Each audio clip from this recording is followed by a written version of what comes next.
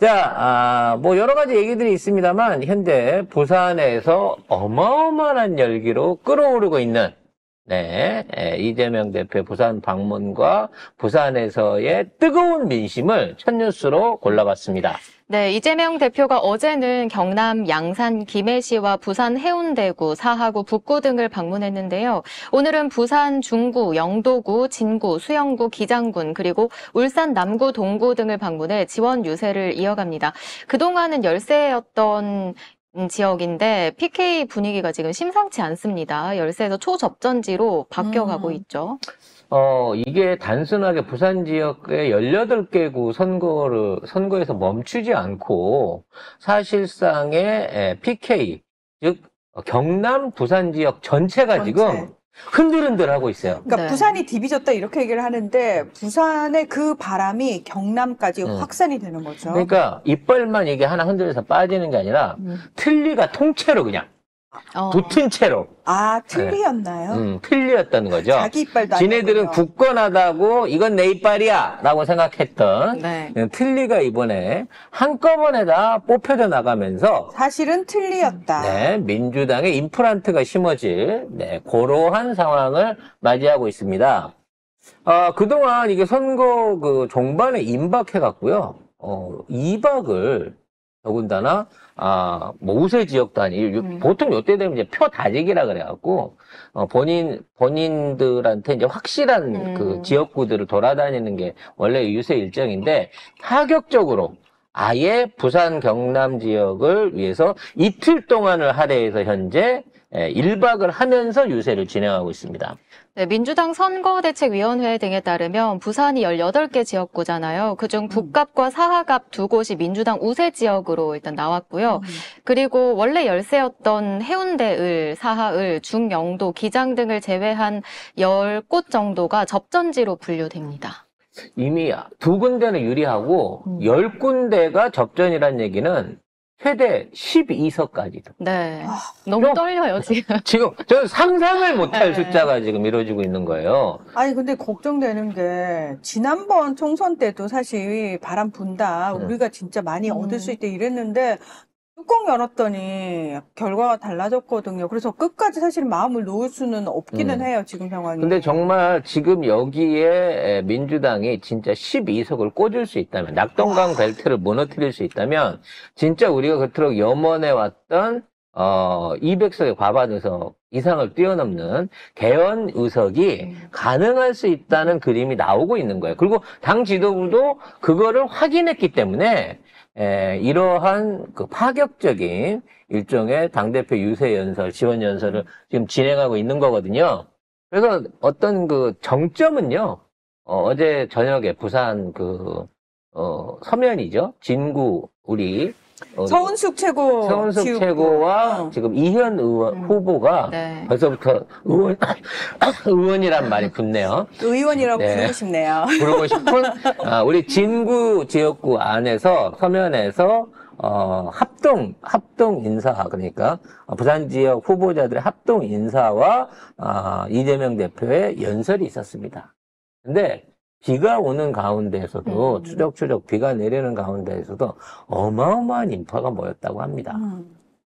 그래서 현장에서 이제 저희 조직원들이 부산 지부 회원들이 끊임없이 실시간으로 속보와 사진들을 올려줘가지고 쭉 보고 있었는데요. 단순하게 지나가는 사람들이 아니에요. 비를 맞으면서 서면 거리를 채우고 중간중간까지 꽉 차 있었고요. 비를 맞으면서 우산을 안 쓰시더라고요.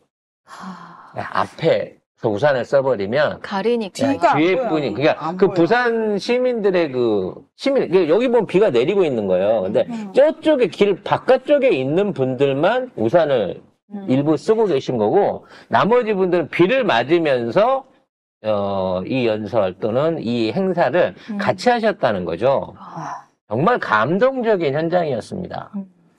특히 제가 이거를 라이브로 보면서 정말 이재명 대표가 대단한 연설가구나. 그리고 정말 정치적 전략가구나라고 하는 거를 느끼게 된 연설 대목이 하나 있었어요. 뭐예요? 그게 뭐였냐면 그 투표 동료에 대한 말씀이셨는데 여러분이 투표를 하지 않으면 그 표를 누가 가져갈까요? 누가 가져갈 것 같습니까? 누가 가져가나요? 기존의 기득권들. 그래, 우리가 조중동이 갖고 간다는 얘기예요. 쉽게 말하면. 그럼 이게 왜 그렇게 되느냐? 연설을 못 들으시는 분을 위해서 나중에 한번 들어보세요, 여러분이. 뭐 유튜브 같은 데 뒤져보면 있으실 텐데. 대한민국에서 어떠한 선거를 해도요. 25%에서 50%는 선거에 참여를 하지 않습니다. 이 선거에 참여하지 않은 표들이 그냥 참여하지 않았기 때문에 무효표나 제로로 가는 게 아니고 이 무효표와 제로표들을 갖고 가는 애들이 누구냐면 이른바 여론을 조정할 수 있는 기득권 애들이라는 거예요. 언론 기레기들이 이 여론을 갖고 간다는 겁니다. 왜? 본인이 표시를 안 했으니까요. 말을 안 했으니까. 그러니까 우리가 일반적으로 지금 있는 상황에서 대통령의 지지율이 몇십 프로 높다. 또는 민주당이 이런 거를 진행하면 역풍이 분다. 이런 얘기를 할 때 언론이 그런 식으로 써낼 때 아닌데 그거 아닌데 라고 내가 내 의사 표시를 하지 않으면 그 말에 동조하는 게 돼버린다는 맞습니다. 거예요. 걔들은 그렇게 얘기하는 거예요. 그렇죠. 투표를 하지 않은 사람들의 의견은 사실은 사표가 돼서 이제 그게 없어져서 없는 의견이 돼야 되는데 이걸 대한민국 전체 중에 투표 안 한 사람의 의견들을 지들이 마음대로 조정하고 있다는 그렇죠. 거예요. 결국 우리가 투표를 하면서 투표장에 나가고 나는 1번, 2번을 찍어도 괜찮아요. 나는 1번, 2번, 7번, 29번 본인이 의사를 밝히게 되면 그 의사를 밝히는 사람들의 숫자에 의해 갖고 그게 여론이 됩니다. 그렇죠. 투표에 참석하지 않은 사람이 10% 미만, 5% 미만에 대하면 국정을 논하든 안에 정치를 논하든 여론조사를 하든지 간에 변수로 작동할 수 있는 표는 10%밖에 안 되기 때문에 거짓말을 못해요, 여론이. 언론이 거짓말을 못하는 거죠. 네. 언론이 거짓 여론조사 결과를 발표를 하면서 지들 마음대로 주무르고 지들 마음대로 프레임을 짜고 지들 마음대로 결정 내리고 이런 짓거리를 못한다는 거죠. 진짜 국민 눈치를 보는 그렇죠. 거죠. 그리고 그런 의견들이 표출되어야만 여당이라든지 야당이라든지 제3지역에 있는 당들도 그 남아있는 사람들, 자기 지지자를 위해 남아있는 사람들을 설득하기 위해서 또는 지금에 있는 현상을 극복하기 위해서 더더욱 경쟁하면서 싸울 수밖에 없는 결과가 생기는 거죠. 근데 그렇죠. 이 불합리한 여론이 딱 끼어가지고 투표를 안 한 사람의 마음은 아무도 모르는데 사실 이 사람들이 전부 다 이찍이야. 그렇지. 윤석열 정부를 지지해. 민주당을 싫어해라고 말을 한단 말이에요. 아니에요. 우리 편이에요. 하면 야 누구 편인데 왜 나와서 그러면은 누구 편이라고 표시를 안 했냐? 표시 안 하는 것 자체가 우리 편이란 얘기야. 우리한테 동조한다는 얘기야. 근데 누구한테 동조하면 누구 쪽에 표를 찍었겠지라고 얘기를 하는 거죠. 이 점을 정치인으로서 이해하기 쉽게끔 이거를 이해시켜 주신 그 정치인 나는 이재명 대표가 처음이에요. 나도 그러니까. 이런 식의 그 논리를 통해 갖고 이해를 쉽게 해 주실 줄 몰랐어요. 그래서 경제 부분 안에서 지금 계속 이재명 대표가 1인당 25만 원 4인 가구 기준 100만 원 지급하는 거가 지금 이 경제 위기를 살릴 수 있는 길이다라는 얘기를 하시면서 그건 역시도 진짜 많은 반향을 일으키고 있는데 왜 투표를 해야 되는가? 왜 투표에 참여하지 않음으로 인해서 이것이 지금에 있는 개혁에 방해가 되는가라는 부분에 대한 명쾌한 설명을 어제 현장에서 해주셨다는 거죠. 그리고 이재명 대표가 경남 지역도 갔는데요. 창원에서는 또 이런 말씀도 하셨어요. 창원 같은 경우는 민주당 후보 지지율이 여당과 거의 붙어 있기 때문에 어느 쪽이 더 많이 투표하느냐로 승패가 갈린다 이런 말을 했는데 진짜 투표를 해야죠. 사전투표. 그러니까 투표를 해야지 바꿀 수 있다니까 투표 안 하고는 못 바꾸는 거잖아요. 그러니까 투표를 그러니까 너무 답답한 게 이 꼴 저 꼴 다 보기 싫다며. 이 꼴 저 꼴 다 보기 싫으니까 나와서 바꿔야지. 그러니까 그 부산 지역에 계신 분들이 진짜로 움직여 주셔야 되는 이유가 뭐냐면 지금 부산을 개혁하기 위해서는 새로운 사업이나 대기업이나 이런 게 필요한 게 아니에요. 오로지 일자리입니다.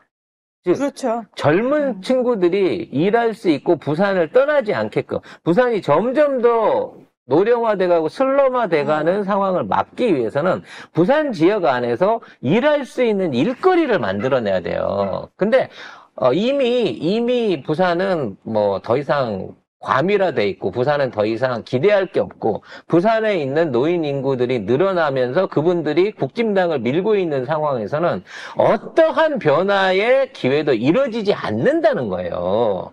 그래서 지금 민주당의 젊은 후보들이 부산을 바꾸기 위해서 노력하고 있고 최소한 그 성과가 날라 그러면 기존에 있는 국진당들하고 9대9로 비슷한 수준으로 갈 수 있을 만큼 여건이 돼야 대대적인 부산 전체를 바꿔놓을 수 있는 그렇죠. 건데 사실 우리가 얼마 전까지만 하더라도 우리 후보들도 있었습니다만 안 되는 사람들이었거든요. 여론조사 10% 이상 15% 가까이 밀리던 이거 사람들이었다고. 의도적인 걸까요? 젊은 사람들 다 밖으로 빠져나가게 하고 노인들만 남게 해서 그 지역은 우리가 다 먹어버리겠다. 그래서 그걸 결국은 틀니로 만든 거예요. 와. 살아있지 않은 틀니로 만들면서 지들 하고 싶은데 꽂았다가 뺐다가 이지랄을 한 겁니다. 와. 그거를 임플란트로 바꿀 수 있는 기회가 처음으로 생긴 거예요. 그래서 우리 서운숙 의원이나, 의원이 아니죠. 서운숙 후보나 이현 후보나 여러 후보들이 말하고 있는 게 이번이 아니면 못 바꾼다는 거예요. 이번에도 부산에서 지난번과 똑같이 뭐 3석, 4석 이 정도 수준에서 그쳐버린다고 치면 쟤네들은 거봐 니들이 뭔 지랄을 해도 또는 우리가 무슨 실수를 해도 우리 표밭은 안 바뀌어. 그거네. 엑스포 날리고 부울경 날리고 공항 날리고 철도 연결 날리고 다 날려도 부산 먹고 살 거 없어져도 그래도 우리 찍을 우리 거야. 찍잖아. 이런 결과를 만들어낸다는 거죠. 그래서 이번에 부산부터 바뀌게 되면 그 다음은 TK, 그 이후에 나머지 지역 전체 지역 안에서 이런 현재 기득권 정치 의존하고 있는 이찍 정치는 사라지게 될 수 있는 희망을 어저께 처음으로 보게 된 겁니다. 진짜 아니 상식적이라면 이재명 대표 얘기 한 번만 들어보고 한동훈 얘기 한 번만 들어보면 난 너무 답답한 게 그러니까 손바닥에 왕자가 찍혀이 있는 사람은 아리배끝 모를 수도 있지 하는 사람을 왜 뽑냐고 싶은데 지금 이재명 대표 연설 한 번, 한동훈 연설 한 번만 들어봐도 바보 아니야 싶은 게 너무 명확한데. 그래서 뭐 시사평론가가 다 이름 아시겠구나. 국진당에서 고발한다 그랬으니까. 여의도 연구원 내부 자료라 그래가지고 유출을 시킨 현재 판세로 보면 국민의힘의 지역구, 나도 그럼 고발될 건가? 그분이 얘기했어요. 그분이 얘기하시기를 국민의힘의 지역구 당선 가능 의석이 67석 정도다라고 분석이 됐다는 거야. 그 일주일 전에 분위기로 67석밖에 지역구를 못 얻는다는 얘기예요. 그럼 비례대표 보태봐야 80석이 안 됩니다. 과연 그 정도 수준까지 떨어질까 싶지만 만일 부산에서 12석을 따오게 된다 그러면 그게 결코 허명이 아닌 거예요. 부산에서 10석 이상을 지난번보다 더 따온다는 얘기는 사실상 20석이 뒤집히는 겁니다, 여러분. 그러면 지난번에 180이었으니까 이번엔 당연히 우리가 200석 이상을 획득할 수 있게 되는 거죠.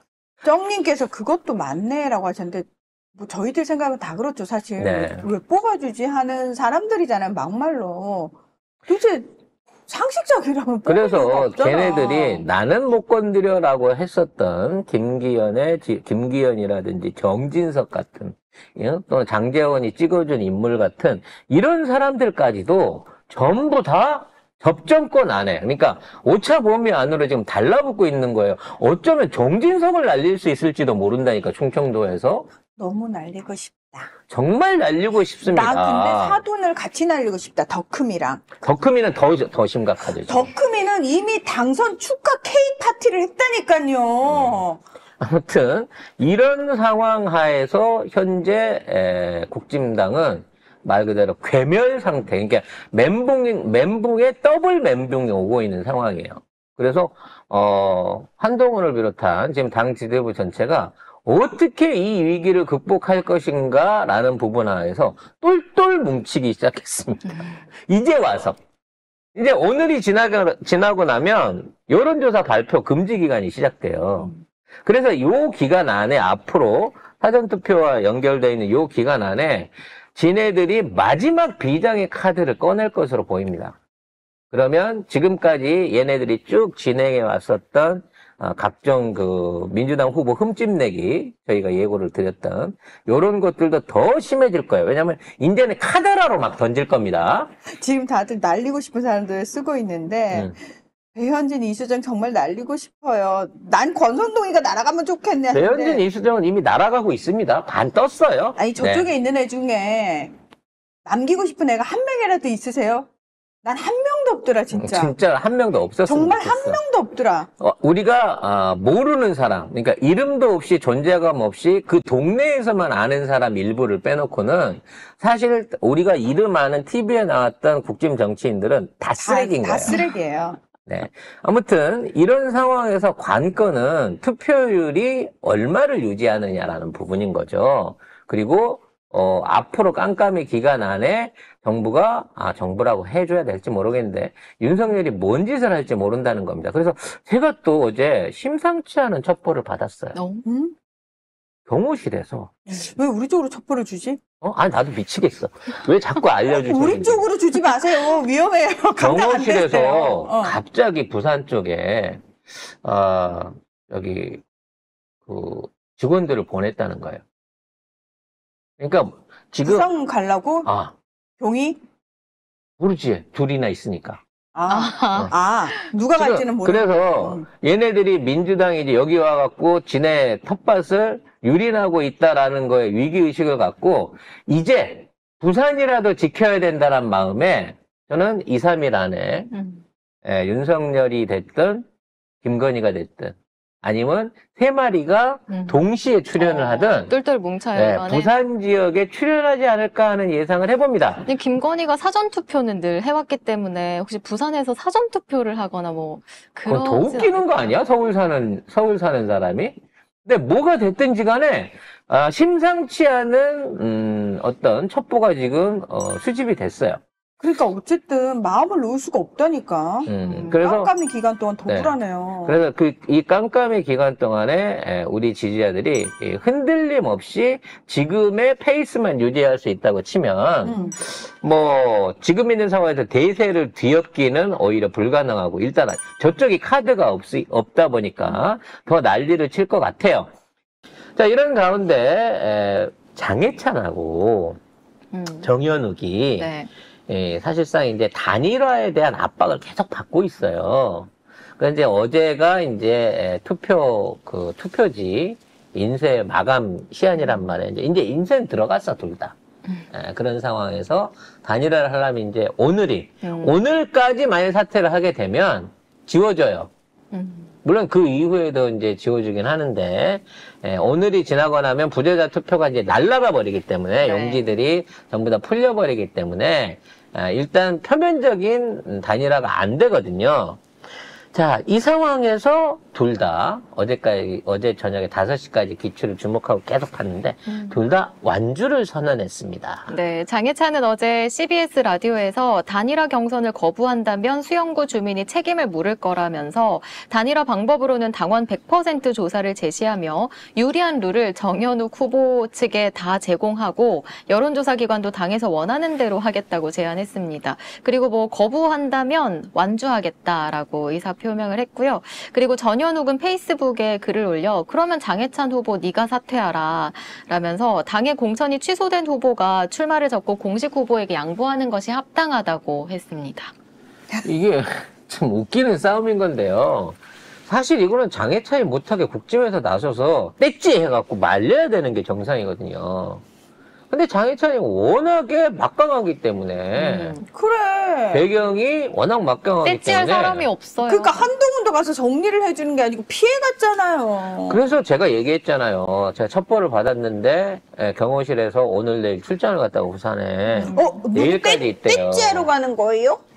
누가 떼찌 당할까요? 떼찌를 하러 가는 게 아니라 장해찬이 손 들어주러 가는 게 아닌가라는 예상도 할 수 있는 거예요. 장해찬의 손을 들어준다. 그러니까 한동훈은 패싱을 하고 지나간 수영구에서 윤석열이 나타나고 장해찬을 한번 이렇게 만져주거나 수영시장 같은 데를 나타나 준다고 치면 이건 누가 보더라도 어차피 단일화는 안 됐지만 수영 쪽 사시는 이직 유권자 여러분, 예차이 좀 찍어주세요. 이게 아닐까라는 생각을 해보거든요. 근데 이직들이 다 윤석열을 지지할 거라는 거는 그건 지착각이지. 그러니까 과연 장혜찬 입장에서 윤석열이 와서 자기 손을 들어주는 게 자기한테 도움이 될까?